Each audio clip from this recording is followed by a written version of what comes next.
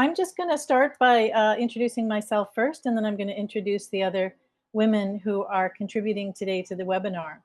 So my name is Mariellen Ward. I'm here in Toronto. I'm from Toronto, and I'm on the JourneyWoman Travel Advisory Council. My expertise is India, and I will just tell you a little bit about that in a moment and how I came to get to know India. So I'm going to be covering India, and then the other women are going to be covering some of the other destinations in Asia. So my story started almost 20 years ago. I was having a very bad time in my life with grief and depression, and I was looking for a way to come out of this bad period of my life, and I got very involved in yoga, and yoga led me to want to go to India. In fact, I felt a very strong compulsion to go to India, as if I was needing to do something to save my life. And during that period, this was in 2004, I was looking around for information, and there was very little information on women's travel back then. And luckily for me, I stumbled on JourneyWoman. This is 2004. What is that? 20 years ago, and I got some great travel tips from JourneyWoman. One in particular, somebody said, when you travel in India, try wearing Indian clothes. And I thought, wow, what a great tip. And I literally took that tip to heart. And I went to India, and the first thing I did was buy Indian clothes. And I spent 6 months traveling across the country. And I had an amazing, life-changing time in every way that you can. I fell in love with India. I fell in love with travel. I started travel blogging. So I was literally one of the very first travel bloggers in India. And it was just an amazing experience. And I just after that, I just kept going back. And I think I went back to India 12 times before finally moving there. And during that time, I became a professional travel blogger. My blog is called Breathe, Dream, Go, and it's not completely about India, but it's mostly about India. So I've made a lifetime commitment to giving women good information about travel in India. And then in 2019, I started my travel company, my tour company, India for Beginners. Somebody needs to mute. Evelyn, can you? Thank you very much. So I started my company, India for Beginners, and India for Beginners is dedicated to helping women travel safely and well in India. And that's what we do. And there's just one small part of the story that I skipped, which was after I came back from my first trip to India in 2006, I actually wrote JourneyWoman a fan letter. And I found out that JourneyWoman Evelyn Hannon was in Toronto, and we met, we became friends. She became my mentor. And I can tell you that to this day, she's still inspiring me and influencing me. And I'm absolutely thrilled to be part of JourneyWoman, absolutely thrilled that Carolyn Ray is doing such a great job to keep this community going. And that's it for me. So I'm going to go over to Kathy, if that's okay. And I'm going to ask Kathy to introduce yourself and tell us why Bali. Hello, everyone. I'm in Calgary, Alberta, not in Bali, unlike the scene behind me with the rice terraces, but I will be heading back there October 1st. And I too have been involved with JourneyWoman for many years, also inspired by Evelyn and her love for promoting women's travel and getting outside your comfort zone and getting on the road. So it's nice to see so many women on this call that are, I think, interested in travel. I have actually been a travel agent for 38 years. Which is shocking whenever I say that amount of time. It doesn't feel that long, but I started going to Bali in 1983. That was my first trip. I was a young backpacker, went all through Southeast Asia, spent a month there, never thought I'd get back. And I think it's my 39th trip coming up here, October 1st. So I started doing my tours. I call them Babes in Bali tours because they're just for women. I started doing them in 2002, and it's just a perfect place to take women. Bali's a very nurturing island. I find it's got a lot of feminine energy. The people are really, really kind. very grateful that we've come to their island. And so what started as a one-off tour has now turned into almost 30 women's tours. So I'm happy to answer any questions about travel to Indonesia and other destinations in Southeast Asia should anybody need some help with that. So nice to meet all of you today. Thank you very much, Kathy. Now I'd like to ask Angela Clark to introduce yourself and tell us about your background and how you got involved in travel. Thank you. So I'm a little bit different. I don't have Kathy's extensive experience or Mariellen's extensive experience in the travel industry. I currently live in Winnipeg in Canada, but as you can probably tell, I'm not from here. I'm from the UK. And in the UK, I trained and qualified and worked for 25 years as an emergency room doctor. And I worked there. I worked in New Zealand for a bit, and I also came to Canada and worked here in a local emergency room in Winnipeg. And for many reasons, personal well-being, I suppose, and a young family, I retired. And I retired a few years ago. I was young when I retired. And it was a difficult decision, but I think it was ultimately the very right decision for me and for my family. And that allowed me to look after my kids and stay home and be present and not be a misery guts and not be anxious the whole time. So rolling forwards, I've always traveled. I grew up traveling in the UK. We used to take a caravan and drive all through Europe as a kid with my family. We'd go, take the long route round, go through Austria and Italy to get to Spain. And so that's always been my background. And I've then gone on and traveled with my family as the kids have grown up. And I've organized trips for my ringette team, for my university pals, for friends, family, groups, probably for the last couple of decades. So then we roll forwards to COVID and that all happens, and my kids are now older and they've gone off to university, and there's that piece where you're like, what am I going to do now? And a friend of mine gave me a nudge and said, you love travel, you're really good at it, why don't you get a license? So I took the ACTA course here in Canada, I got my license, and I thought that was going to be it, pretty low key, and I was just going to do my thing. But I really liked it, and looking after people and encouraging people, and especially women, to travel and to do things they maybe didn't think they could do, wasn't quite there, or, I've always dreamt of it, but I've never done it. Helping them do that really was what I enjoyed, and that prompted sort of the start of Women Go Travel. And so Women Go Travel is for obviously women only.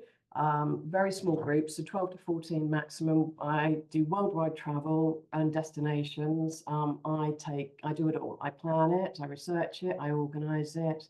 I hold everyone's hand. I get people, ready to go. I send them things to read and watch and audio books to listen to get you ready for your destination. I'm off next month. Is it this? Yeah, what day are we? Next month to Turkey with a group. Half of them have traveled with me before, and the other half are bringing friends with them. So yeah, I'm really excited by this new venture, and Nepal is on the cards for next year. So that's really exciting. And to do all of this, I partner with a very established company called Intrepid, who are a certified B Corp, because I need that infrastructure behind me. But it's basically, you come on holiday with a friend, and I'm your friend, and we go with some other friends, and we all go on a holiday and we have a grand adventure. So I'm the new kid on the block, so bear with me if I'm a little nervous and all of that, but that's me and that's who I am, and it's Women Go Travel. Thank you very much, Angela. That's a great story. And I want to introduce Eleanor. Eleanor Fish is going to tell us about who she is and what she's doing. Hi, everyone. My name is Eleanor Fish, and I live in the Colorado Rocky Mountains. So I'm originally from British Columbia, still Canadian, but I founded my company, Run Wild Retreats, here in the US. And we offer women-only small group travel around the world. And so all of our retreats kind of center around running and wellness, and we've been offering trips around the world for almost 14 years now. And then our Asia trips are kind of some of our newest trips. And so I look forward to sharing kind of the news about our new trips in places like Vietnam and Bhutan. Can you just tell us a little bit more about the wellness angle on your trips? And also, have you done trips in Asia, or is that going to be new for you? We started doing retreats in Asia last year. Yeah. So 2023. And so it's relatively new for us. But all of our trips, yeah, kind of pair running and just very recreational level running. You definitely don't need to be an expert. And then wellness. So we stay at a lot of spa resort hotels and that sort of thing. So spa, self-care, mindfulness. We really place an emphasis on mindful travel in all the places that we visit. So that's a big part of the experience. It's all about like de-stressing and just really connecting to the place and the people in which we're traveling. That sounds great. Thank you so much. But we're going to hear more about that because we have other topics we're going to cover. So thanks, everyone. And we're going to move on. And I'm going to start, but I'm going to be asking each one of you, what's your favorite lesser known place in Asia, in a destination that you cover? And I'm going to be asking you to tell us about that place and kind of paint us a bit of a picture of the place. And you can think about that while I'm telling you about a place that I really love in India. I've spent approximately 9 years in India. I've traveled, I've lived there. I have a lot of favorite places, and I don't like to be pinned down to one favorite place. But I did pick a beautiful state in South India called Kerala, which is not unknown, but it's not the usual place that people go to. Usually when they go to India, they go to North India first. They want to see the Taj Mahal. But I'm actually encouraging, especially women, to go to Kerala first. I think Kerala makes a very soft landing for your first trip to India. It's a tropical state. If you think of India as like a V shape, Kerala is right down the bottom of one side. It's just lined with beautiful beaches, but it has much more than beaches. It has a very unique, fascinating, rich culture. And it has a lot of different landscapes. It has the famous backwaters, which is a system of lagoons. It has the mountains. The Western Ghats is one of the top 5 diversity hotspots on the planet. And there's an area called the Cardamom Hills. I mean, even just the name of it, the Cardamom Hills, it's fragrant with tea plantations and spice gardens. And then, of course, it has beautiful beaches. There's a famous tiger reserve there. There's a historic trading port, which is one of my favorite small cities in India. It's called Cochin. It's an ancient trading port with tons of history and a big Portuguese colonial influence, which is interesting. And it's just a wonderful place to just experience the culture in a more gentle, languid way. You can travel around and see the different landscapes, but you can end up on the beach relaxing and eating. The cuisine there is rice-based, lots of fish. It's very different than what we know of a North Indian cuisine, and dosas and fish curry, things like that. So I love it, and I really encourage people to give it a try. And can we go over to Kathy? You know, I'm kind of like you, Mariellen. I don't know if I have one favorite spot, but I'll tell you about a couple. And so I'm just going to say it just about Bali. Bali has become quite a busy tourist destination. And a lot of times people will hear that and go, oh, I don't want to go because it's so touristy. But some of my favorite places in Indonesia are still in Bali. And it is easier to get off the beaten track than people think. And so it requires a little bit of research. But I'm partial to the center part of Bali where you get all the rice terraces. A lot of the little villages are based on art, and there's artisans that do various types of art in these villages. So if you're a person that's interested in art, beautiful scenery, small little restaurants, beautiful spas. I would say go to Central Bali. The main town there is called Ubud, U-B-U-D, and it has gotten very busy over the years, but there's lots of beautiful places within a 30-minute drive north, or probably more east, north and east of Bali, or northeast of Ubud. So there's one area called Cinnamon, and it is on the east side of Bali, and it's very hilly. So in some places in Cinnamon, you can actually see the ocean. And I've spent some time in Cinnamon in the last couple of years, and I absolutely love it. And that there's a town there called Chandidasa, which is beautiful as well. It's on the ocean. And I'm discovering that there are a lot of beautiful little Balinese owned, I'm not going to call them homestays because they're a little bit bigger than that, but, and they're not really hotels because they're not big enough to be a hotel, but gorgeous little places that, you know, run from $50 to $100 a night. And they often have spas attached to them. And again, they're very reasonable, but, you know, you can rent a bicycle and go around these little towns that you might not want to do if you were in the southern part of Bali. But the other place that I've been to now 3 times is an island called Flores, which is to the east of Bali. It's just over an hour flight. Flores is known for the fact that it's a jumping off point if you want to see the Komodo dragons, but it's also really popular with scuba divers, snorkelers, and hikers. And it's just one of those places that it's still kind of off the beaten track. They built a brand new airport there 2 years ago, and I was there in the spring this year. And I noticed big change from when I'd been there last in 2019. So you could put that on your list of places to go in Indonesia. And then, of course, you can also go west of Bali to Java, and Yogyakarta is a beautiful town as well.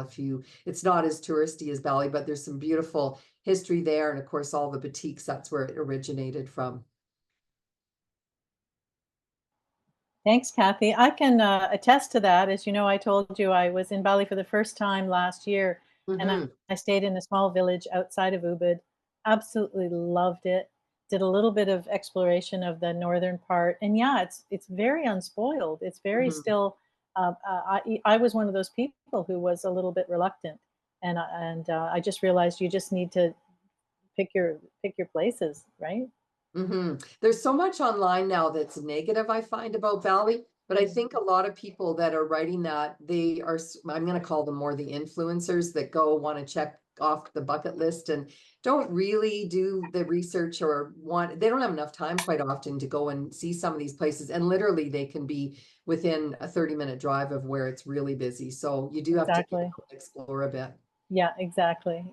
Well, I loved it, and I can't wait to go back. So thank you. Awesome. Angela, over to you. Nepal. So as I've said, I host tours rather than guide tours. So I think what I'd like to speak to is why Nepal? Why did I choose Nepal for next year? Why is it somewhere that is on our bucket list, isn't it? You kind of, it's there. You think, oh, the mountains, I'm going to go hiking. I think for me, the piece was, as soon as I started researching, it's so much more than that. It's mountains and jungle. And that, before I started reading, I didn't realize it's a tiny country. It's the size of England or the state of Arkansas, but it's so diverse. On the southern border, it sits at about 200 feet above sea level, and on its northern border, where Mount Everest is, it's up to 30,000 feet. So within that, the microclimates and the different, the zones that are so different, from terraces and rivers to the jungle, and of course the mountains. On the southern border, there's Chitwan National Park, where you can go on safari, and if you're lucky, you might get to see elephants and rhinos and tigers. I think you'd have to be really lucky to see a tiger. But you will see crocodiles and monkeys and hundreds of bird species as well when you go there. And then, of course, there's the trekking that Nepal is known for in the Himalayan ranges. So really is quite the adventure, whatever adventure is to you, playground. It's full of culture, a local culture. There's something like 115 unique cultures within this small landmass, and 110 languages spoken. So really is so diverse. It's the birthplace of Buddha. So on the southern border with India is where Buddha was born, or even though now it's 75% Hindu and about 20% Buddhist. It's ancient, it's never been colonized, and it's home to multiple thousands of well-preserved temples, historic sites. There's 10 UNESCO World Heritage Sites there. Slightly quirky one is they don't keep our calendar. That always interests me when countries are a little bit out there on their own. It's currently the year 2080 in Nepal, and they're on a very strange time zone because they set Everest. They ignore everybody else's time zones, and Everest is their time zone. So they're GMT plus 5 hours and 3/4. So that's also slightly quirky. I like that. And a very unusual flag. They're the only one in the world who doesn't have a rectangular or a square flag. It's 2 triangles that represent both the Himalayas and the unity of Hinduism and Buddhism. And food, always food for me. And there's lots, I'm not vegetarian, but I don't eat much meat. So going somewhere where there's lots of great vegetarian options and interesting food that's been influenced from all over is fascinating. And of course, that we can't read anything about Nepal without hearing how lovely the people are. So that's why Nepal, I can't choose one place yet, but I can tell you why this one country is somewhere that I think is fascinating and is worth the visit. Oh, those are all good reasons. And I've been to Nepal many times, of course, living in India. And aren't you? Mm-hmm. Yeah, it's just a hop, skip, and a jump. It's just a short flight. And yeah, it's you've covered it very well. Most people do go there for trekking or the Everest Base Camp or something like that. Yep. But there's so much more to Nepal. And I've been to Chitwan, and Chitwan's amazing. And I was on a walking safari in Chitwan and saw a rhinoceros. So yeah, adventure, Wow. lots of adventures, great people, and incredible old monuments, old cities. There's incredible old cities that you can visit filled with these gorgeous monuments. So very well described. Thank you. Thank you. Eleanor. Hi, yes. So one of our favorite places is in northern Vietnam. We just love going there, you know, especially for the food, which is just outstanding. Of course, Vietnam is really known for the food, and for our groups when we're so active and spending, you know, half a day out on the trails, it's we want to make sure that we've got lots of good food to enjoy afterwards. So so we love going to northern Vietnam, and one of our favorite places to stay is called Avana Retreat, and it's in a region called the Mai Chau Valley in I'm not sure how to pronounce it, Ho Bin, but it's just so beautiful there because it has like the, you know, the terraced farmlands all around, and the bamboo forests and the waterfalls, and it's just so lush and green and beautiful, and just a really gorgeous place to explore. And so, you know, with our retreats, you know, we spend a lot of time out in the nature and really get to take it all in. So definitely that's one of our favorite places that really stands out. Thank you very much, Eleanor. That sounds amazing. I haven't been to Vietnam yet, but it's on my list for sure. And actually, I also feel very drawn to go to North Vietnam. So thank you very much for that. Okay, now I want to ask each one of you, and I'll start talking about India. We've each sort of highlighted a different country. And I'm going to just I want to ask you for some practical advice.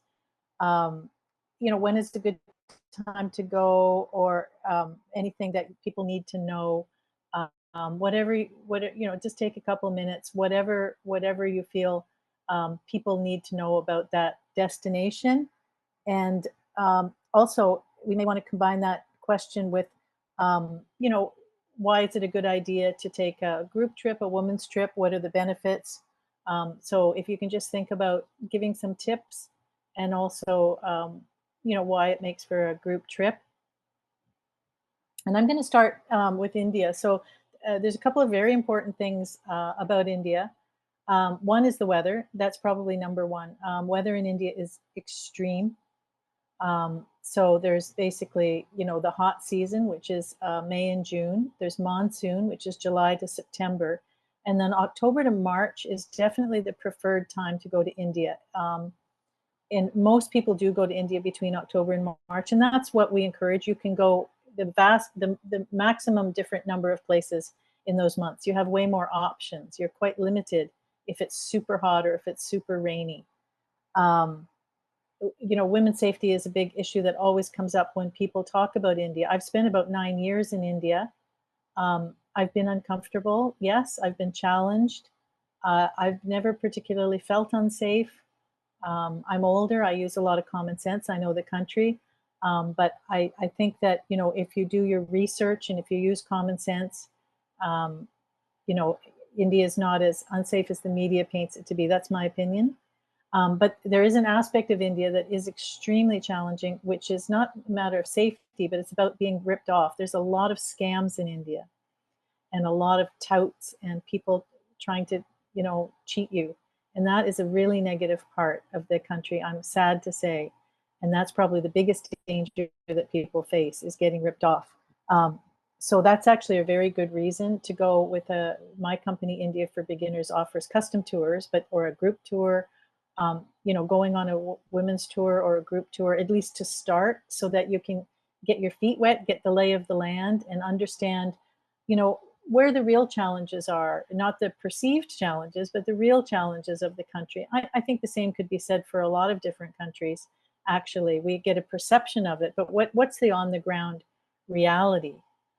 It can sometimes be quite different. And but I actually, in India, I do encourage first-time travelers to go to the more popular places because there's more infrastructure. It's going to be easier to get around. Once you get to know the country, then it's a good time to get off the beaten path. But to start with, like I mentioned, Kerala, Goa, Rajasthan, the Golden Triangle, a place like Rishikesh. I lived there for 4 years. It's called the yoga capital of the world. These are really good places for first timers until you get to know your way around. And happy to answer questions, always happy to answer questions about India, but I'd like to turn it over. Oh, and you do need a visa for India. It's easy to get. You can get an e-visa, but I just wanted to mention every nationality, as far as I know, needs to get a visa for India. Now I'm going to turn it over to Kathy. Well, sorry, I'll just start there as well, Mariellen, because in order to get into Indonesia, you also need a visa. And one of the other things that you need is a passport that's valid for 6 months past your departure date from Indonesia. And it is up to the airline that's transporting you into Indonesia to check that your passport is valid for 6 months. And if it's not, and you happen to get to Bali, they will not let you in. So there's a number of countries that do that, where you have to have the 6-month validity on your passport. So I always, when I've got clients that I'm working with that are going to Bali, that's the first thing I do, is ask them to find their passport and check. And then the other thing too that's starting to happen is some countries are not allowing people in that have any damage to their passport. I don't know if any of the other panelists have come across that, but if you have any like rips or tears, or the spine is broken, and it's happened in Bali a few times. So check your passport just to make sure it's in really good shape, regardless of where you're traveling. You do need a visa to get into Indonesia, as I mentioned, and it's now an option to go online and get that. An electronic visa on arrival, you get 1 month. And then if you do it online, you can apply for a second month online. So it makes it much easier than it used to be. They also have an electronic customs form. So again, many countries now are getting rid of the paper customs form that they used to hand out on the planes. I don't know if you remember that. You always needed a pen and, filling it out on the plane. Well, a lot of countries now are going electronic with that. So it just saves you a little bit of time. As far as Bali, tips I would give for women is a couple of things. One is it's quite hot and humid, and the temperatures aren't super high there. Like, I think from the kind of cooler season to the hottest season, it's maybe, goes from, I'm going to say Celsius, 28 to 32 degrees. So there's really hardly a difference. But December, January, February are the rainiest months there. So it can be a little bit more humid. I've literally traveled to Bali every month except for June. And I honestly didn't find a big difference in the temperature or the humidity, but you will probably get more rain in December, January, February. Having said that, though, it is tropical island, so you can get rain at any time. And the times to avoid for sure, if you can help it, are Christmas, holiday, big holidays in Bali. They are Hindu, 95% Hindu, but of course they have visitors from all over the world. And July and August, and now kind of into September, is also considered high season. A lot of Australians go at that time of the year, and also a lot of Europeans as well. So anyways, but really you can go to Bali at any time. I think you don't need to, except for the Christmas season, that is, and the prices go way up as well. Toiletries tend to be quite expensive in Bali, so take your sunscreens. You know, if you use moisturizers and that, they're harder to find. Sunscreens are quite often outdated. And it's a very casual island. So from a packing perspective, lightweight clothing. I wouldn't take any heavy things like jeans or, you know, there's air conditioning that, you know, if you have a sarong, you can buy them very inexpensively in Bali, but it is casual. So, you know, lightweight kind of dresses. A lot of my clients wear dresses when we're there just because they're a little bit more airy. And I guess as far as coming on a tour versus doing it your own in Bali, Bali is known as a wellness island. So there's a lot of retreats that you can sign up for. So I wouldn't really say that's a tour, but they're yoga retreats and wellness type retreats. So those are easy to get on. My tours are 14 nights. And I think the benefit of going on those is that you don't have to worry about anything. Literally, you just, I always say to the clients, just show up with a good attitude and the rest is going to be done for you. So you'll make other friends on the trip. I've quite often had women that have connected and have continued on traveling on their own. I do get a lot of first timers to international travel on my tours. And I think Bali's a great place to start out because it is such a perfect place for women with the beautiful scenery, the spas, the shopping, the kindness of the local people, and of course the Hindu religion. And it's just such an interesting island to go to with all of their ceremonies and their temples. And I'm with you the whole time. I guess that's the other bonus is, you know, you're not dealing with a random tour guide. I'm going to be there with you the entire time. I'm the person that answers the phone at my business as well. So I do get to know the ladies that are coming with me. And it's been an awesome relationship for me to meet so many women as well. Thanks very much. That sounds wonderful. I love Bali, but you know that. Angela. Yeah, Bali does sound, I haven't been to Bali for 30 plus years, but it sounds as lovely as I remember it. So maybe I have to put it back on my bucket list and go again. Nepal, is it safe? I'm going to try and work through these different headings you've given us. Is it safe? Yeah, it is considered safe. It's classified as the second most peaceful country in South Asia after Bhutan. And in that ranking system, it's above the USA and Mexico and just below France, to give you a gauge of sort of general safety. Crime is everywhere. We have to take all the normal precautions. And that would be no different to going to London or Rome or Paris. You know, I think just be sensible and don't take your valuables and don't show any, you know, don't make yourself a target. It is known, and I think, you know, probably all remember the large earthquake back in 2015 that devastated Nepal, and they've rebuilt since then. And they do have small earthquakes, but large earthquakes are pretty uncommon. One of the other things that in the safety piece of view, if you're thinking of going and thought you can go on your own, and that probably factors into a group trip, is to do any trekking as an international visitor, you must have it's compulsory to have a licensed guide to take you trekking. So you're going to have to sign up for a group tour or trekking if that's on your agenda. So yeah, sort of safety same as everywhere. I would, you know, don't take a night bus at night time outside of, you know, because for a long distance, because the roads are terrible and that's sort of renowned. Passport, same as many countries. As Kathy said, you know, I advise everyone now, have 6 months in your passport and at least one empty page. That's pretty much a standard for travel now. You do need a visa for Nepal. It's an e-visa. You apply probably the week before you go. You pick it up at the airport, and that's where you pay your money for it, at the airport. fairly straightforward, just adds a bit of a delay as you're coming through the airport. But certainly the easiest way of getting a visa. Best time to actually visit Nepal. So that's spring and autumn. And the reason for that is that's when the weather's the best generally, where there's lower rainfall, where the skies are clearer, so you're going to get much better views of the mountains, which, you know, even if you've gone for all the other reasons, you're going to want to see some mountains as well, or I'm going to want to see some mountains as well. The summer, June to well, the Northern Hemisphere summer, June to September, it's monsoon season. It's very muddy.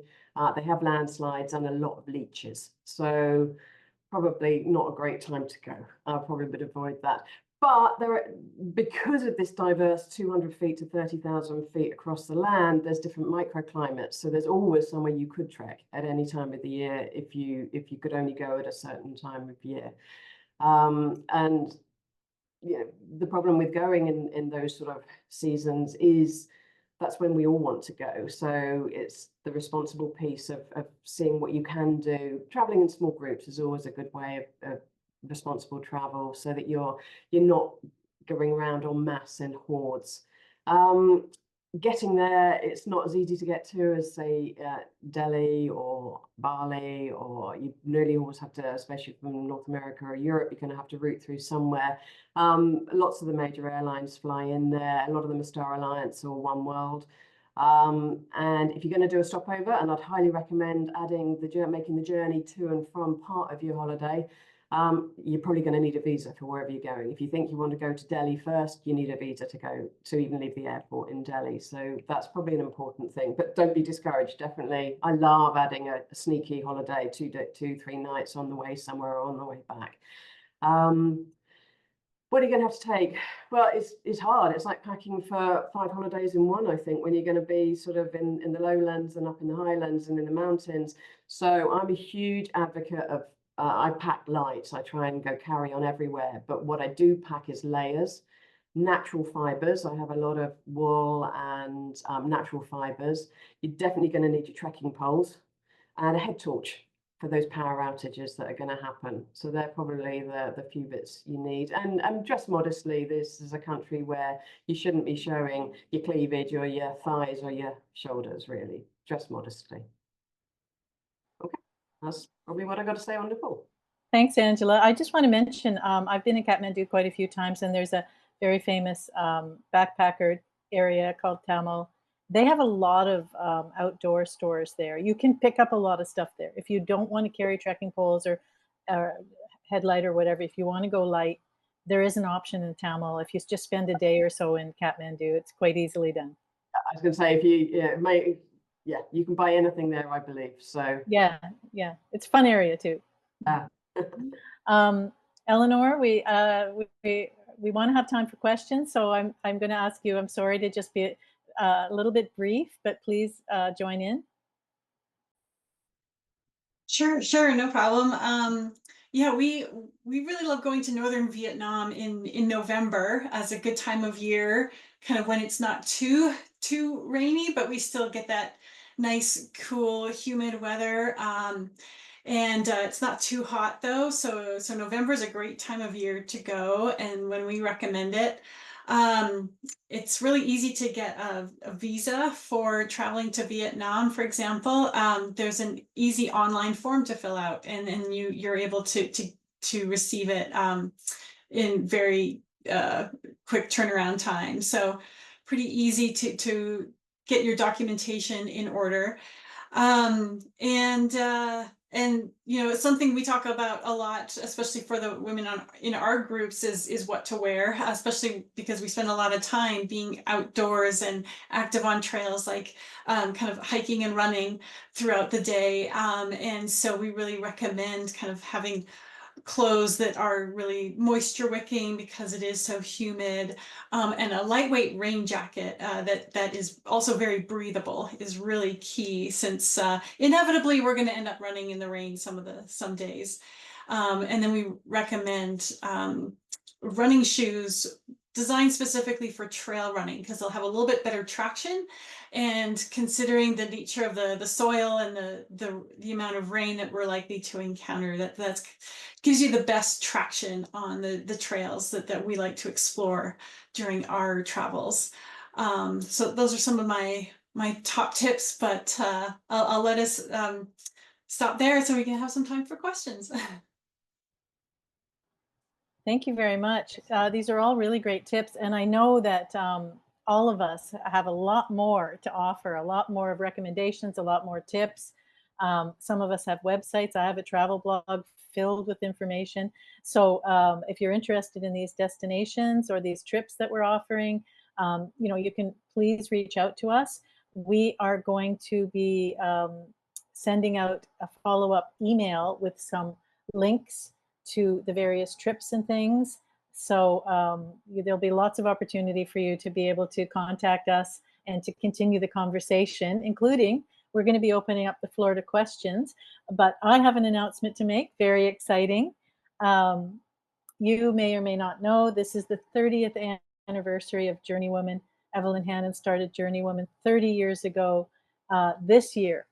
So JourneyWoman as an organization is offering some very special departures, 30th anniversary departures.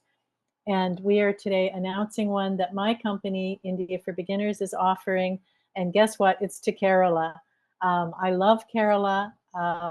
In fact, Kathy, I think Kerala is the Bali of India. It's there's a lot of similarity there in the lushness and just the beauty of the place. And we have we've worked together to come up with a fabulous tour, which is going to take place in March. So there's lots of time. It's going to take place in March. The dates are March 2nd to the 13th, 2025.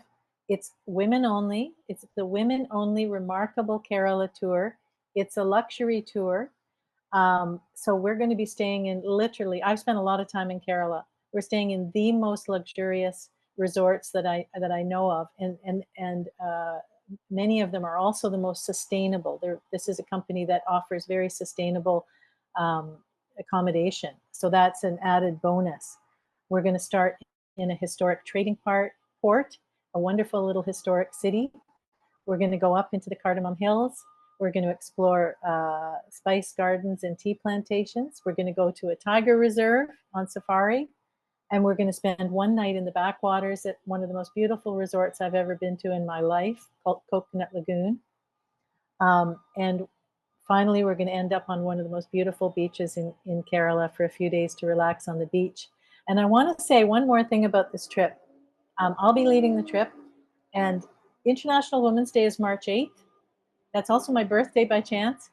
And so on that day, we're going to have a special event. That night, we're going to do something to honor JourneyWoman and International Women's Day. So this is going to be a great trip, and we obviously would love it if as many of you could join as possible. We're capping it, I think, at 12 or 14. So that's it for my announcement, and we can now open the floor for questions. We already have one that I sent to you from Jan. Okay. Hang on a second. You see it in your chat? In the chat? Okay. Hang on a second. Oh, this one is about considering Goa in January for a yoga retreat with a friend. Yeah, Goa's great. I love Goa. She will be leaving after the retreat, and I would like to explore more after going so far, but don't want to do it solo. Any suggestions? Well, you know, if you don't want to go solo, you have two options. You can explore doing a small group trip if you want to be part of a group. That's a possibility. Some people like to travel that way, and some don't. So my company, India for Beginners, we specialize in custom tours. So what we do is we create an itinerary for you, with you, so that, you know, it ends up being exactly what you want to do. And then we do all your bookings, and we prepare you for India. You have a tour manager who's available 24/7. He won't be traveling with you, but he's going to be coordinating your entire trip. So you basically, all you have to do is, you know, show up in the lobby at 9 a.m. and we take care of everything. And you have a team that's, you know, behind you all the way. So you have the best of both worlds. You have the infrastructure of a small group trip, but you can travel alone and you have the flexibility of doing it your way. Is there any other questions?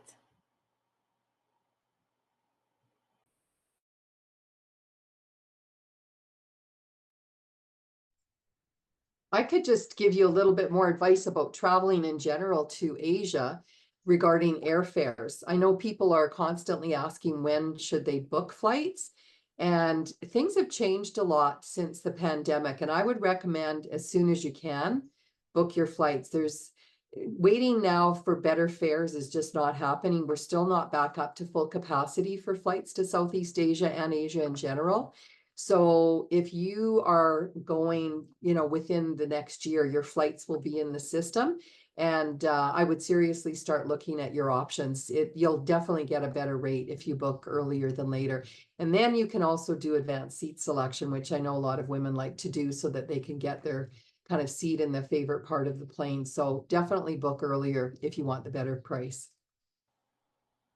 Yeah, that's very good advice. I agree with that. And I would say at the very least 5 months in advance. That's what I've read, is that you'll get the best price 5 months approximately in advance at least, but don't wait. Definitely don't wait. I want to say for India has a domestic, you know, India has 1.4 billion people and they are having a domestic tourism boom since the pandemic. And it's much more difficult now to get hotel rooms. Prices have gone up. We're actually practically begging people to please plan your trip in advance. If you plan a few months or 6 months in advance, if you plan 6 months to a year in advance, you will get the best hotels. You'll get great, good value hotels. If you leave it to the last minute, they will be gone. So again, I don't know if that's true in other destinations, but it's certainly true in India. Plan as far in advance as you can. And we'll work really hard to get you the absolute best value, most beautiful. We like small, locally owned hotels that have a lot of character, like Havelis and old palaces and things. But you got to give us some time so that we can get those for you. Does anybody want to ask a question? Oh, somebody's waving their hand. Debbie Furness. Evelyn? Yeah, I put it in the chat as well. So if you want a trip to India that's heavy on safaris, what are the best areas to visit for that? Oh my gosh, you have asked the right person. I don't know whether you know this, but I actually trained as a naturalist at a tiger safari in India during the pandemic. And I have a passion for wildlife safaris. I've been on dozens of them, and I've seen 31 tigers in the wild in India, and it's my favorite, probably my single favorite India experience is going on tiger safari. So this is a topic I know a lot about, I'm happy to say.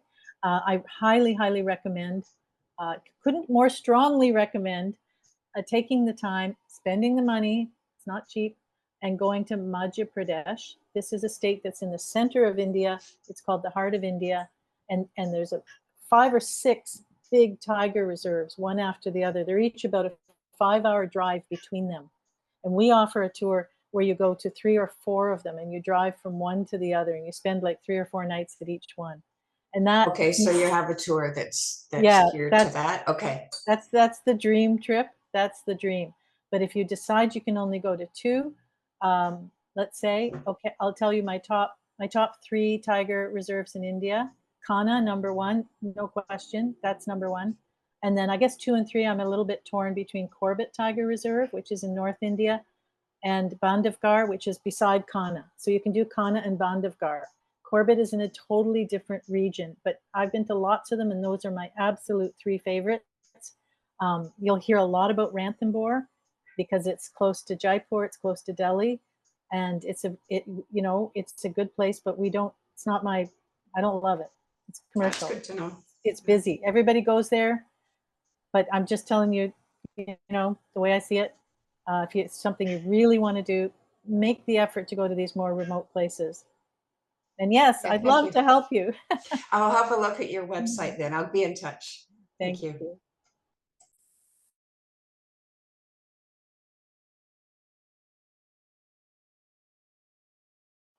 Do we have another question in the chat? I think maybe. We only have the accommodation in Bali. We have any recommendation for it? I'm sorry, I'm just trying to find it. This one is first time to India, this one?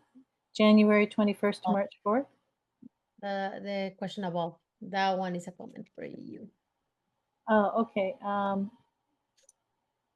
having trouble reading it. Can you read it out to me? I'm so sorry. There's something blocking it. I don't know why. For accommodations in Bali, where will you recommend looking? Oh, I'm sorry. I missed that one. I'm sorry. Thanks. I definitely need your help, Evelyn. Can you give that one to Kathy, please? Yes, happy to answer the question, but I would have to ask a bunch more questions to be able to really give you a good answer. Because Bali, even though it's just one island, there's just so many hotels there. And from, you know, homestays, kind of guest house, Losman type accommodations, which can start at still $25 a night, up to, you know, 6-star resorts. So it really just depends on what your budget is. Are you looking to be at the beach? A lot of people, when they think Bali, they just think beaches, because of course we see a lot of pictures of Bali beaches, but there's some beautiful hotels too that are nestled in the rice terraces, and you know, really good if you're going to be doing any hiking. And then of course there's the art communities as well. But I mean, there's really not one site that I would say. I know if you Google like Ubud, for example, there'll be lots of links that would come up. I always recommend trying to book, well, either through a travel agent if you've got one, or booking direct with the hotel. So even myself, I will Google a hotel and look at, you know, booking.com or Agoda, hotel.com. There's many different sites, but I do try and book directly with the hotel if I can do that.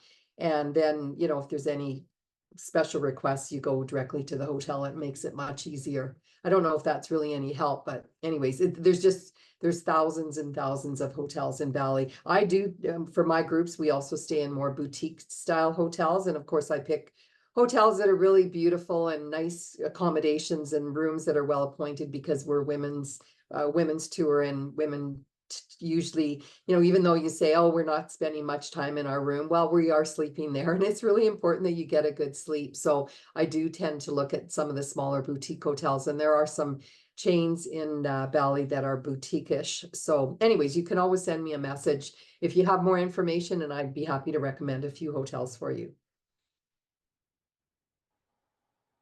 I just wanted to wave at Maggie. I saw your comment, Maggie. She's a India for Beginners client. I don't think you have a question, but thank you for joining in the webinar and in the chat. Do we have any other questions, Evelyn? Okay, well, I think our time is almost up.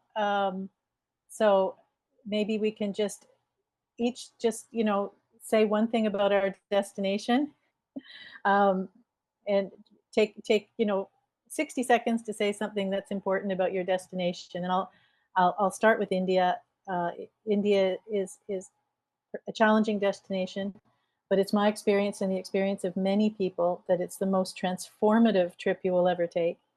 That it's if you want to go on a vacation, you know, you can go to the Caribbean, but if you want to be transformed, come to India.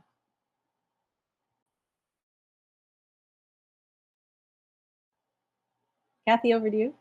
Thank you. And Mariellen, I was only in India once, and it was, I think, 1986, and I loved it. And I do want to go back again, and I would agree with you. It's not just a holiday, like it was just so fascinating. And Bali's somewhat like that as well. It's just an island. Bali is super, super popular now. And because of that, you do have to book early for accommodations. Even my tours are sold out for this year. Although I've got registration open for 2 next year in October, November. October only has 2 spots. November has about 7. So book sooner than later. I guess that's my advice. And you'll love Bali. Women are really feel very comfortable there, and it's the local people there. They always look. I feel like I've got family there. When I take clients, they always say, you know, when we're leaving hotels, it's like saying goodbye to their family. So it's a very safe destination for women. Absolutely. I find Bali to be very feminine. There's something feminine about it. So I completely concur with that. How about you, Angela? Yeah, well, I hope I've enticed people to even consider Nepal as a destination. And if they've even got a fraction of excitement that I've got for a trip there, then that would be fantastic. I've got a tour going there next October, 2025. It's Kathmandu and all of the wonderful sites in Kathmandu. We're going to do a little bit of trekking. You'll get to meditate with a monk. We go and visit some nuns. We'll go on a jeep safari, a canoe safari. We do some cooking classes. Yeah, so more details on my website. But yeah, Nepal sounds great. But then I think I'm going to hit you up, Mariellen, because I think maybe I might put India in at some point and maybe Bali at some point. So, and Vietnam is fantastic. I've been there as well, and northern Vietnam is lovely. So Yeah. fantastic. Thank you. Eleanor.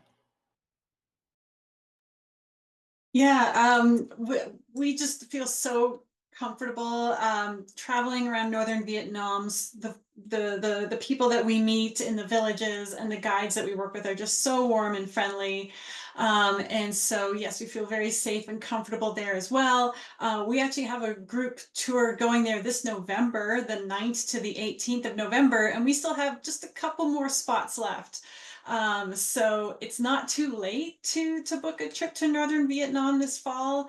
And so, yeah, we're looking forward to taking our group there and still have room for a couple more people that might want to join us as well. I wish I could join. I'd love to go. Yeah. It's on my list. It's my next destination for sure. Thank you so much, Eleanor, Kathy, Angela, Thank and for you. Evelyn. And thank you to everyone who's joined. And as I mentioned at the top, you will get an email. You'll get links. You'll be able to find out about us, our tours, our companies, and we can all stay in touch. And somebody just made a very nice comment about India in the chat. And I just wanted to say thank you to Pam. Yes, I understand. Love affair with India. It happens. It definitely happens. Okay, thank you, everybody. Namaste. And take care. Thank